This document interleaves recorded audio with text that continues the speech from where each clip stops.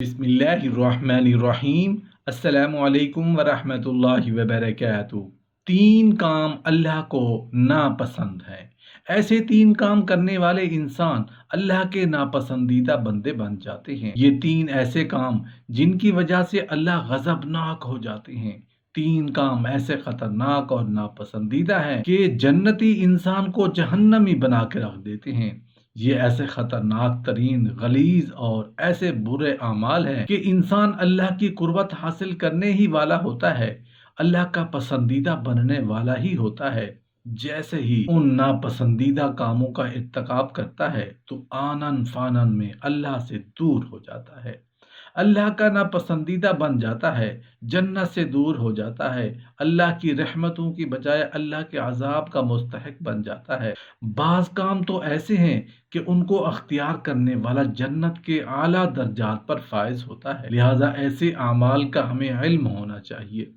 اسی طرح بعض اعمال ایسے بھی ہیں کہ ان کو اختیار کرنے والا شخص جنت کے اعلیٰ درجات سے دور ہو کر ادنا درجات پر گر جاتا ہے اور اس کو ملنے والی نعمتیں بھی کم رہ جاتی ہیں، کیونکہ جب بھی جنت میں مومن آدمی کا درجہ کم ہوگا تو ساتھ ہی اس کو ملنے والی نعمتیں اور سلطنتیں بھی اس شخص سے کم ہو جائیں گی جو اس سے ایمان میں افضل اور اعمال میں بہت آگے تھا۔ کاش کہ آپ ان تین کاموں پر غور کریں جو جنت میں مومن آدمی کے درجات اور انعامات میں کمی کا باعث بن جائیں گے۔ لوگوں کو ان تین اعمال سے علل اعلان آگاہ کیا جائے تاکہ ہم خود بھی ان اعمال سے پرہیز کریں اور ہمارے علاوہ دوسرے لوگ بھی ان سے بچ سکیں۔ یہ تین ایسے کام ہیں جن سے منع کیا گیا، لیکن بدقسمتی سے ہم انہیں اختیار کیے ہوئے ہیں، اور پھر بعض ایسے کام ہیں کہ ان کے کرنے کا حکم دیا گیا ہے لیکن ہم انہیں چھوڑ بیٹھے ہیں۔ تین کام جو اللہ پاک کو نہایت پسندیدہ ہیں، ان میں سب سے پہلا کام کہاوت اور شگون لینے جیسا عمل ہے۔ چنانچہ سیدنا ابو درداء رضی اللہ عنہ سے روایت ہے، بلا شبہ رسول اللہ صلی اللہ علیہ وآلہ وسلم نے ارشاد فرمایا، جو شخص کہانت کے علاوہ مرتکب ہوں یا تیروں کے ذریعہ قسمت معلوم کریں یا برا شگون لیتے ہوئے سفر سے واپس پلٹ آئے تو کبھی بھی اعلیٰ درجات کو نہیں پا سکے گا۔ شرک کی بعض ایسی صورتیں ہیں کہ ان میں بعض جاہل لوگ ملوث ہیں، اور یہ ایسے اعمال ہیں جو اللہ کے اسماء و صفات پر ایمان کے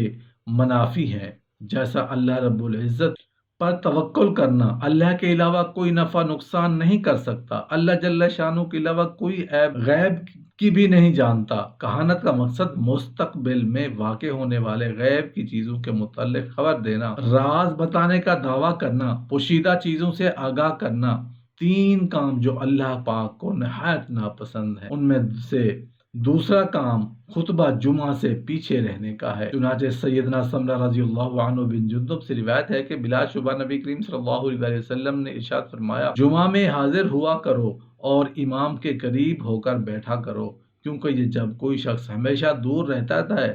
تو پھر اگر وہ جنت میں داخل ہو بھی جائے تو وہاں سے بھی دیر سے داخل ہوگا۔ اہل علم نے اس حدیث کا یہ معنی بیان فرمایا ہے کہ جو شخص خطبہ سننے سے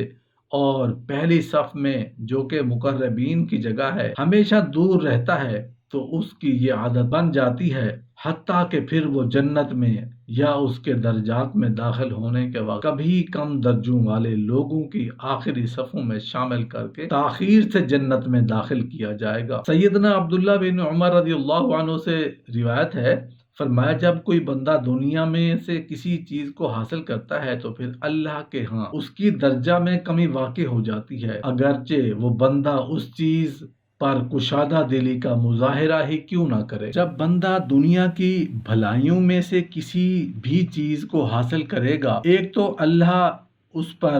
چیز پر اس بندے کا محاسبہ کرے گا، اور دوسرا اسے آخرت میں ملنے والے بلند و بالا درجات بھی اس سے لے لیتا ہے۔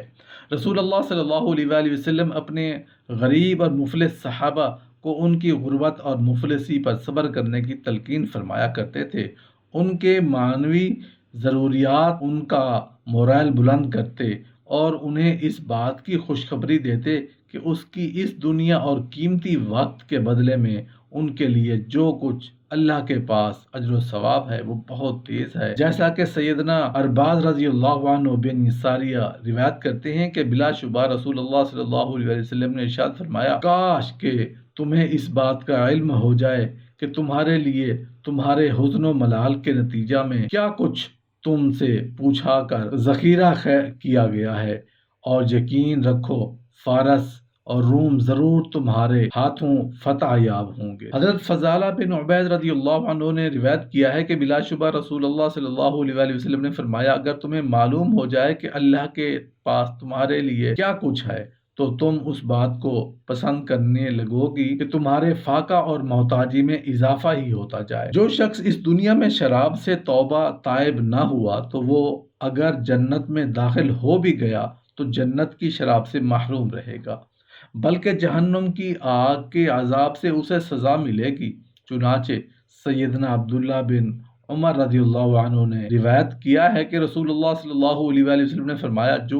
جس شخص نے دنیا میں شراب پی لی پھر اس نے توبہ نہ کر سکا تو وہ آخرت میں اس سے محروم رہے گا۔ امام نووی رحمۃ اللہ علیہ نے اپنی شرح میں ایک حدیث کے تحت فرمایا، اس کا معنی یہ ہے کہ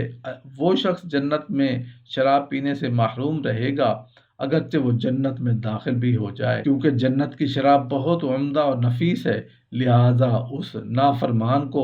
اس دنیا میں شراب پینے سے روکا گیا، اور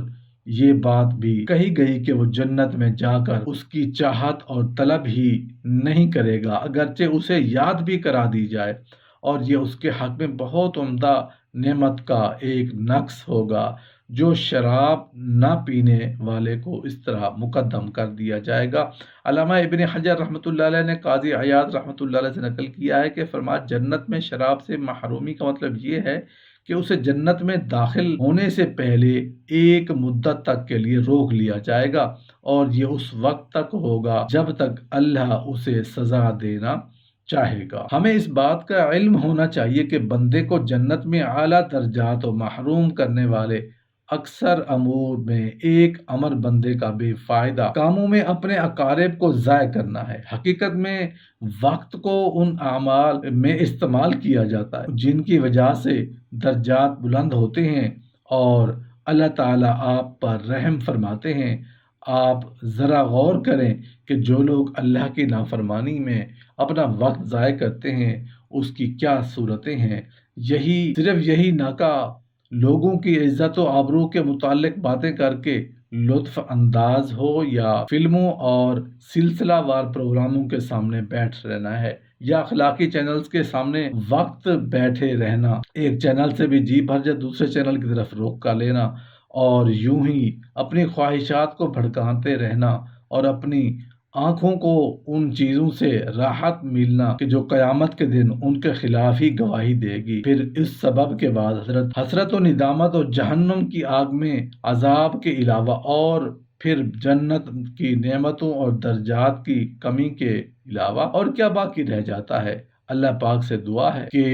یا اللہ پاک، ہم مانتے ہیں کہ ہم کمزور ہیں، گنہگار ہیں، یا اللہ پاک ہمارے گناہوں سے آپ کی رحمت بہت بڑی ہے، یا اللہ پاک اپنی رحمت سے ہمارے گناہوں کو معاف کر دے اور ہمیں اپنے پسندیدہ اور ہدایت یافتہ لوگوں میں شامل فرما، آمین یا رب العالمین۔